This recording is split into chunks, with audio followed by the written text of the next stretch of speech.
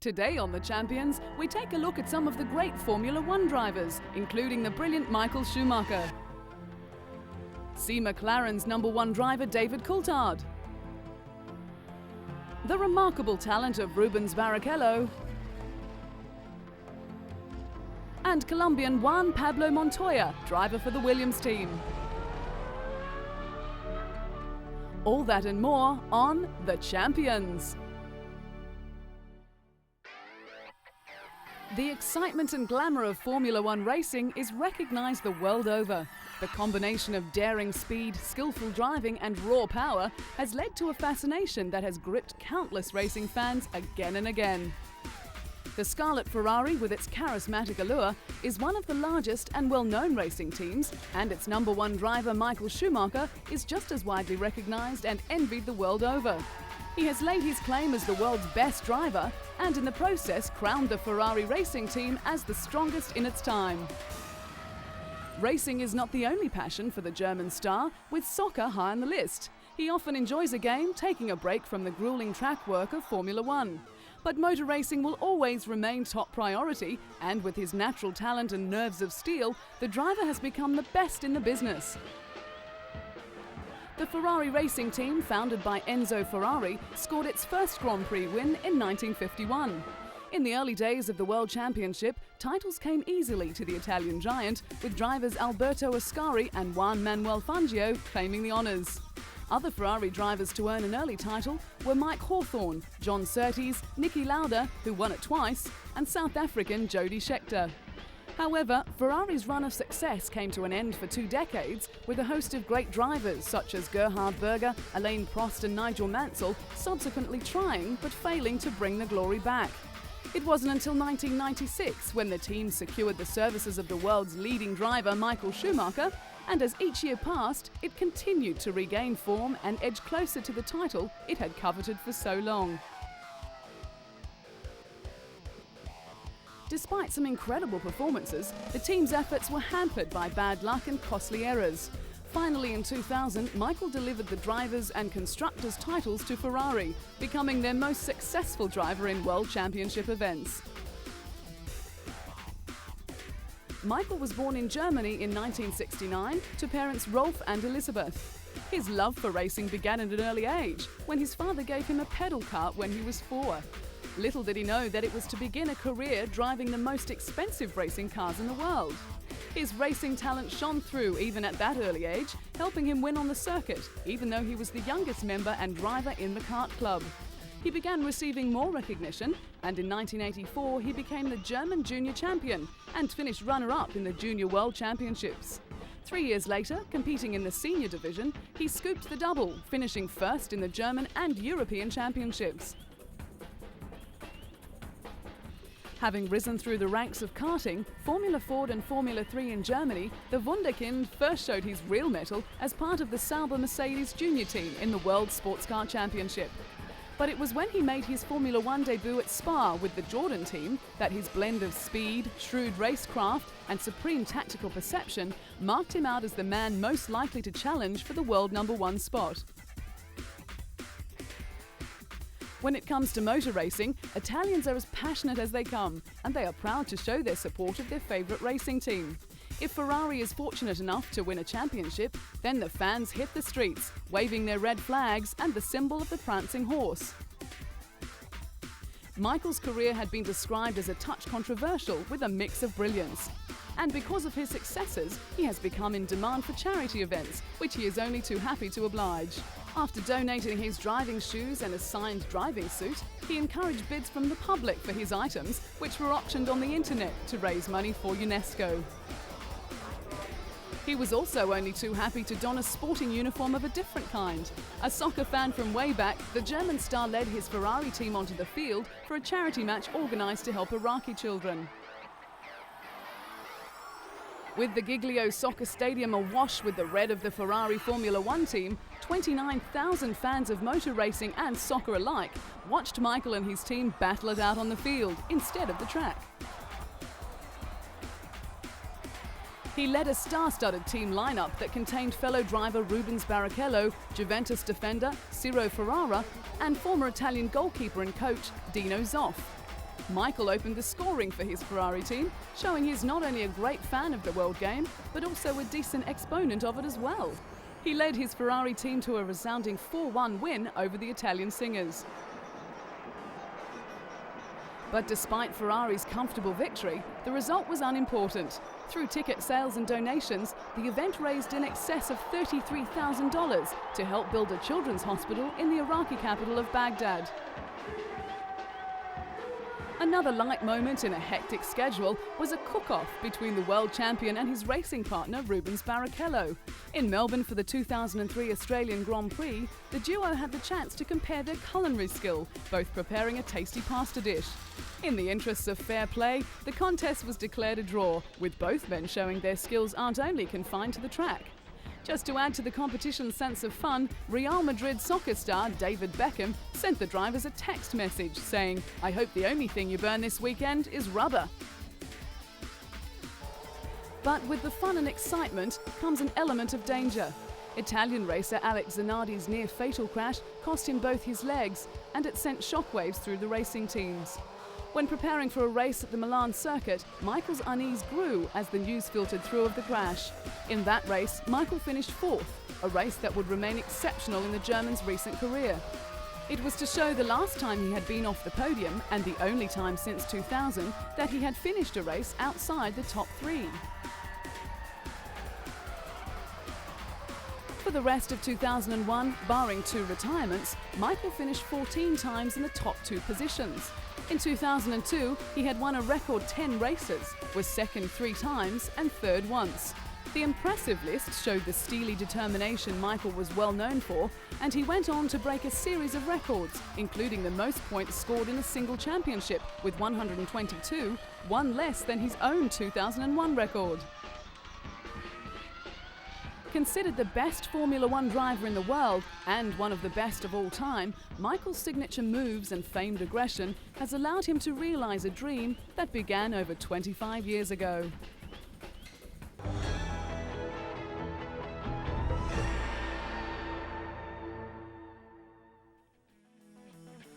Racing certainly runs in the Schumacher family, with Michael's younger brother Ralph driving for the BMW Williams team. Debuting with Jordan, Ralph found his time there frustrating, and it wasn't long before he was looking for another drive. So in 1999, he made the move to Williams and made a name for himself in the world of Formula One. The name Schumacher certainly attracts plenty of attention, on and off the racing track. When Ralph married his wife Cora, the Formula One driver made an impressive entrance by flying to the church in a helicopter. With fans lining the street outside the church in Austria, Ralph and his bride emerged from the church to the waiting crowd. The year before, the couple had married in a low-key civil ceremony without family and friends. But this time, Big Brother Michael was asked to be the best man, and he was happy to oblige. After the event, Michael slipped out the back entrance while Ralph and his wife posed for pictures before leaving for Cologne. The world of Formula One is big business, with many promotional days planned for racing enthusiasts. When Ralph was in Russia, he found the time to support the Formula One Driving Day, which was set up to promote safer driving in Moscow. Road fatalities are commonplace in the Russian capital, and it seemed appropriate to see a Formula One driver at the wheel whilst navigating the dangerous roads. Ralph was only too happy to pass on his wisdom, but had to swap his racing car for a more modest mode of transport before signing a few autographs for the F1 fans. Formula One racing is an extremely dangerous sport, and the Williams team has experienced plenty of tragedy in their history. But with Ralph at the wheel, he has brought a new lease of life, bringing his determination and sheer skill to the famed racing team. It is a combination that has won the admiration of Formula One fans around the world.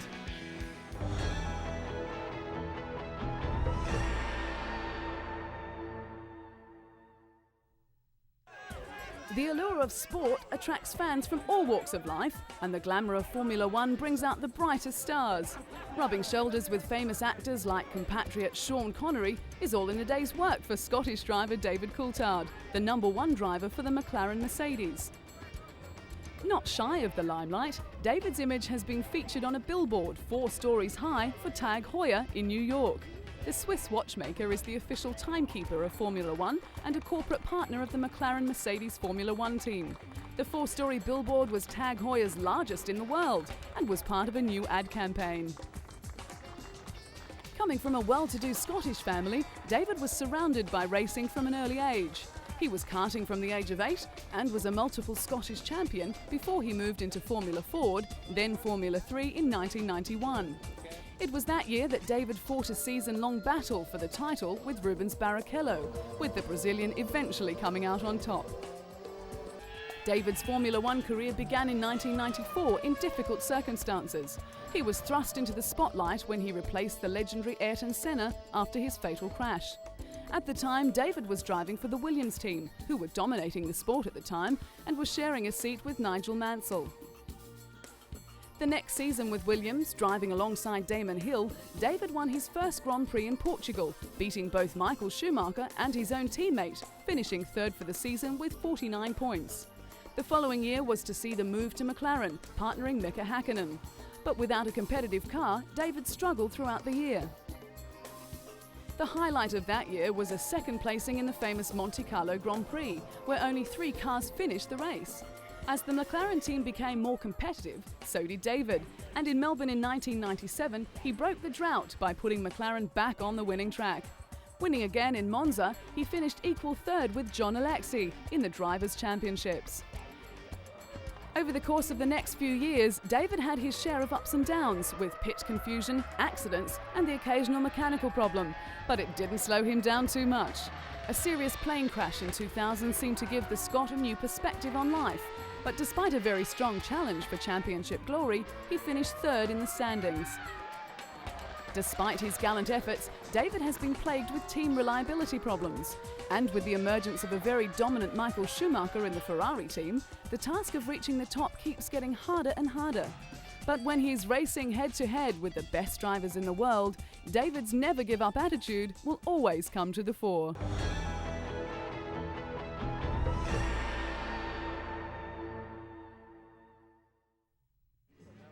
On a 4-day Ferrari team skiing holiday at the Madonna di Campiglio resort in Italy, Rubens Barrichello and his teammates made the most of the pre-season getaway. At a go-kart race on ice, Rubens put all his past skills of karting to the test as he, teammate Michael Schumacher and test driver Luciano Berti raced each other, displaying their usual skill and aggression and even finding time for a trick or two on the way. Nearing the end, the trio crossed the finish line together, bringing back memories of the controversial finish at the Indianapolis Grand Prix in 2002 that had fans up in arms and team orders banned. But controversy aside, Rubens has amazing talent. His debut season in 1993 with Formula One was sensational. He may not have ended the season with the points tally that he deserved, but he certainly proved that he was one of the best drivers in wet conditions, as well as entirely competent in the dry. The Brazilian went from Jordan to signing a multi-year contract with the new Stewart Ford team, but the move proved to be a disaster. He then received the call to go to Ferrari as teammate to Michael Schumacher. It was a tough job, but Rubens was strong enough to cope, and in 2000 he took his first win in the German Grand Prix.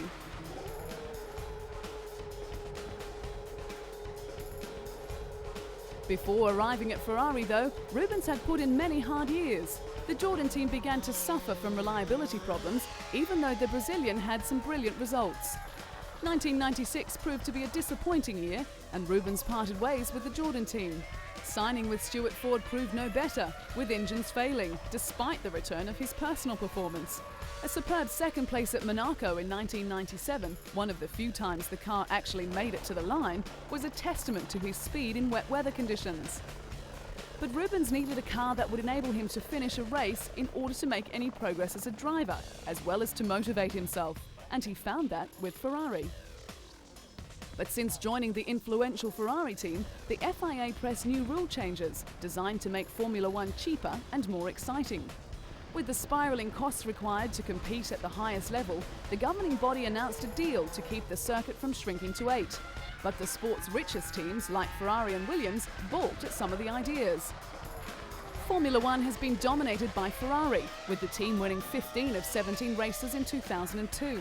But smaller teams are struggling to compete with the Italian giant, and with Ferrari's ability to secure the talents of Ruben Barrichello and Michael Schumacher, they are sure to stay on top of the championship's table.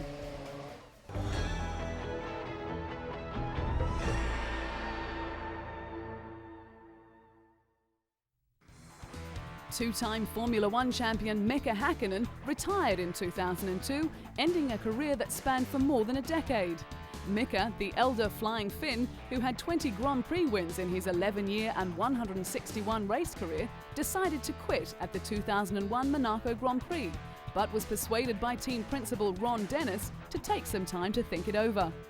But the sabbatical failed to change his mind, and when the Finn visited the Monaco Grand Prix, it only strengthened his original decision. Mika and his former racing partner David Coulthard spent 6 seasons together in the longest Formula One partnership to date, and the Scot was sorry to see his friend go. But as sad as it was to leave the sport he loved, a relaxed Mika now spends his time between Monaco and Finland, enjoying his young son Huber and wife. With the hope of more children in the future, Mika has found a lifestyle worth enjoying. Retirement meant that the 2001 Indianapolis Grand Prix will go down in history as the Finn's last victory, as well as one of his most satisfying. The decision was more about, the time I want to spend with the family, to see the Hugo growing, spend time with my wife, and I simply also didn't want to hurt myself. I've been so much through in my career in Formula One, particularly in '95, so I did achieve so much. I thought it's not worth it anymore to push your luck further. Throughout his time at McLaren, he made a lifelong friend in team boss Ron Dennis. Ron stood by him after a near-fatal crash at the 1995 Australian Grand Prix in Adelaide, when the Finn speared into a wall at high speed in practice. Mika suffered head injuries and nearly suffocated until quick surgery by trackside doctors cleared his airways. But once racing is in the blood, it is hard to get it out of the system. And with 2 Formula One World Championships already under his belt, the retired 34-year-old decided to test himself on four-wheeled racing of a different kind. The opportunity to race in his home rally just held too much appeal. Mika completed 3 days of practice on the frozen Kemijoki River in the north of Finland for his guest appearance as a Mitsubishi driver in the Arctic Rally. He admitted that he was enjoying the format immensely, but was also acutely aware of the difference between the driving styles and the pressures involved. He realized that having a world championship in one discipline did not mean a prospective championship in the other. But the talented driver always wanted to try rally driving, and when the opportunity came up at the right time, Mika was willing to give it a go. And if all went well, then he would consider taking part in further rallies. For a rookie, he had plenty of talent and pedigree on his side, with more Finns having won the World Rally Championship than anyone else since the series began in the late 1980s. And when it comes to pedigree, Mika tops the list. His first win in Formula One opened a floodgate, and he took 8 victories in 1998 to beat Ferrari's Michael Schumacher to the championship by 14 points. He repeated the feat in 1999, beating Ferrari's Eddie Irvine to the title by 2 points after Michael Schumacher broke his leg at Silverstone. But the German was determined to get back into racing against Mika, rating him as his most competitive opponent on the circuit. The back-to-back World Championships powered the Finn into the select band of the world's greatest drivers. He joined 6 other luminaries who have achieved this feat, including Alberto Ascari, Juan Manuel Fangio, Jack Brabham, Alain Prost, Ayrton Senna and Michael Schumacher. In his final season, the Finn's thoughts were clearly elsewhere, and he finished 5th overall, despite wins at Indianapolis and Silverstone. Both victories came after he had made up his mind to quit.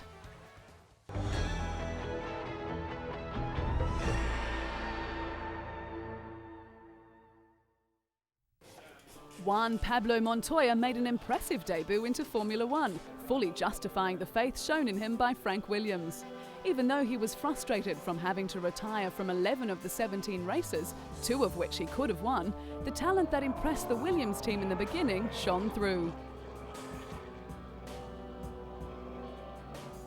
Juan Pablo Montoya. It was his raw talent that earned him the Laureus Sports Award and thrust him into the spotlight. He continued to impress in his debut season, earning his first win in Monza. Despite all the setbacks, Juan managed to accumulate an impressive 31 points, finishing 6th overall in his first season. Life off the track for Juan was just as successful as his racing career, with the Williams driver marrying Connie Freidel in a private ceremony in Colombia. The couple were accompanied by 300 family and friends when they wed in the temple of Santo Toribio de Cartagena. With Colombia suffering from constant violence, the area was surrounded by security agents and hovering police helicopters. Returning to his home country, the Formula One driver was inundated with well-wishers, including a call from Colombian President Alvaro Uribe. When Juan had the opportunity to trade places with NASCAR champion Jeff Gordon, he grabbed it wholeheartedly. Jeff drove the BMW Williams, and Juan turned laps in the NASCAR Winston Cup car at the Indianapolis Motor Speedway's infield road course. This was the first time the two racing stars had driven their respective cars, and it was an event they fully enjoyed.